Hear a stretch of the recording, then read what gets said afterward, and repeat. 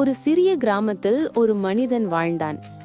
அவன் தினமும் வெயிலில் நின்று கல் உடைக்கும் வேலை செய்தான். கைகள் வலிக்கின்றன, ஆனால் வாழ்க்கை நிம்மதியில்லை. ஒரு நாள் அவன் சோர்ந்து வானத்தை நோக்கி சொன்னான், ஐயோ, என் வாழ்க்கை எவ்வளவு கஷ்டம்! நான் அரசனாக இருந்தால் எவ்வளவு நல்லா இருக்கும். அப்படி கூறிய உடனே ஒரு மாய ஒளி அவனை சுற்றி வந்தது. அவன் கண்ணை திறந்தபோது என்ன தெரியுமா? அவன் அரசனாக மாறி அரியணையில் அமர்ந்திருந்தான்.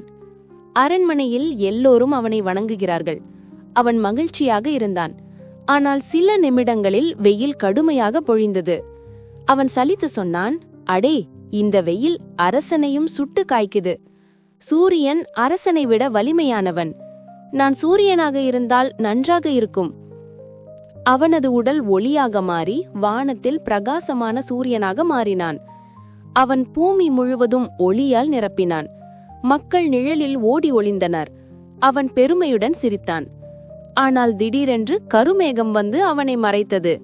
அவன் சொன்னான், மேகம் சூரியனை விட வலிமை. நான் மேகமாக இருந்தால் நன்றாக இருக்கும். அவன் மேகமாக மாறி வானத்தில் மிதந்து சென்றான். மழை பெய்தது, ஆறுகள் பாய்ந்தன. ஆனால் சில நொடிகளில் பலத்த காற்று வீசி அவனை தள்ளிவிடுகிறது. அடா, காற்றுதான் எல்லாவற்றையும் ஆளுகிறான். நான் காற்றாக இருந்தால் நல்லது என்று அவன் நினைத்தான். அவன் காற்றாக மாறினான். காற்று மரங்களை ஆட்டுகிறது, வீடுகளை தட்டிச் செல்கிறது. ஆனால் ஒரு பெரிய கல் மட்டும் அசையவில்லை. அவன் ஆச்சரியமடைந்தான். அந்த கல்லை கூட அசைக்க முடியவில்லை. உண்மையான வலிமை கல்லிடம்தான் இருக்கிறது.